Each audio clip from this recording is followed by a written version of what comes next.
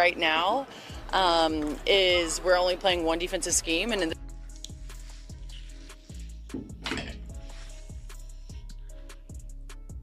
Stop and listen to what a player just admitted on the record. That's Sophie Cunningham of the Indiana Fever, and she just told reporters her team runs exactly one defensive scheme, one.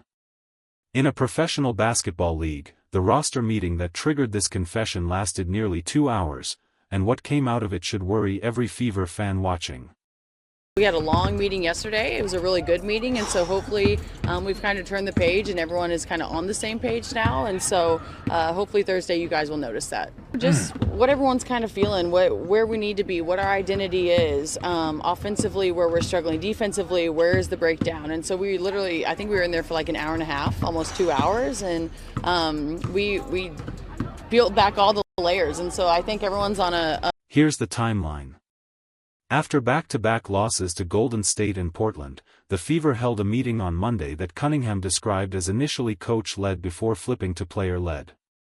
She said it ran roughly an hour and a half to 2 hours, and that the group built back all the layers. When a team needs 2 hours to rebuild its identity in the middle of a season, that's not a tune-up, that's a team searching for answers it should already have. When you say you're playing one defensive scheme, that you have others installed, you just aren't ready to run them in games?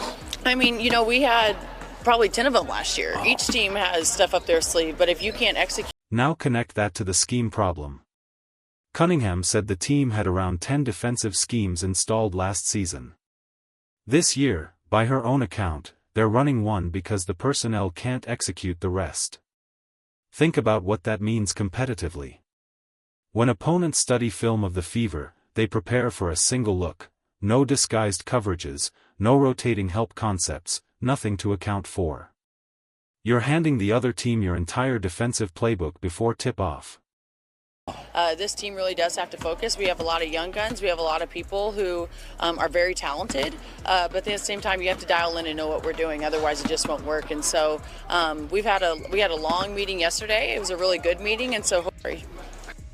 Damn. And watch how she frames the cause. She points to a young roster with talent, but stresses that IQ and focus have to be there, or, in her words, the scheme simply won't work. That's a player diagnosing an execution and preparation problem, not a talent problem. Which raises the question that keeps surfacing here: what is actually happening in practice if the team can only hold one coverage together by game day? Talking to Sophie about just the level of frustration with the group right now. You guys had a meeting yesterday. How would you assess where the mood is at with the team and how you guys move on from those 2 losses?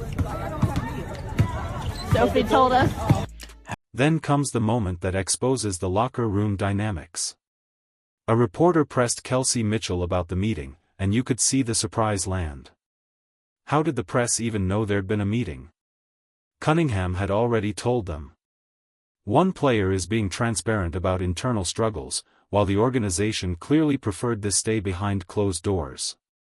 That gap between what gets said publicly and what the team wants controlled is the real story. Their house of cards is on the brink. It could very well, with a loss on Thursday to the Atlanta Dream, the Indiana Fever house of cards can come crashing down in a blaze of glory. They had a team meeting that lasted 2 hours. Teams that have team meetings with the players and the coaches.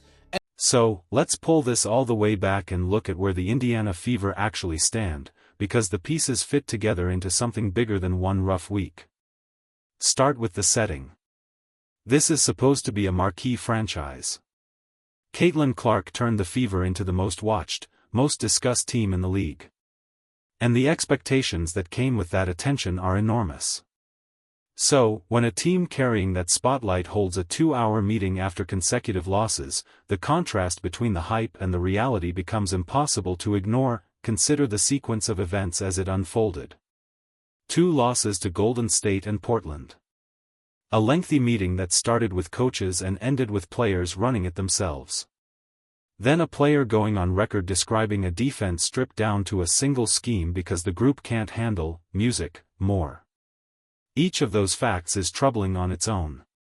Stacked together, they describe a team that is still working on fundamentals deep into the season, and here's why the one-scheme admission matters more than any single loss.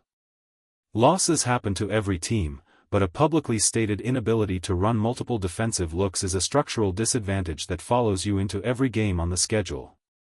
Opposing coaches don't have to guess. They game plan against one thing, and they get to spend their entire preparation attacking it. That's not a bad night, that's a recurring vulnerability baked into how the team is currently built and coached. Then there's the transparency problem. Cunningham was honest, arguably more honest than her organization wanted. When a reporter referenced the meeting to Kelsey Mitchell, and Mitchell seemed caught off guard that it was even public knowledge, it told you everything about how tightly the team wanted this managed. There's a clear preference for controlling the narrative, and a player who chose candor over that control. The accountability question hangs over all of it. If a roster has genuine talent, as Cunningham insists it does, and yet can only execute one defensive concept, where does responsibility land? Is it a young group that hasn't developed the necessary feel for the game yet? Is it a coaching staff that hasn't found a way to teach more within these personnel, or is it some combination that a 2-hour meeting was meant to untangle? Reasonable people will land in different places, and the honest answer is that it's probably shared.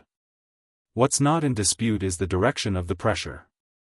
This is a team feeling the weight of its own expectations, addressing problems out loud that most franchises keep buried, and trying to find an identity on both ends of the floor while the entire basketball world watches.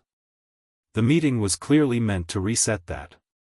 Whether it actually does will show up on the court, not in a press conference. So, here's what I want to know from you. When a player admits the team runs one defensive scheme and can't execute more, who do you hold accountable?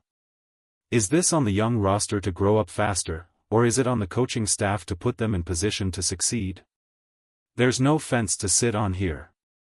Pick a side and tell me in the comments. And if you want more breakdowns like this one, subscribe so you don't miss what happens next for this team.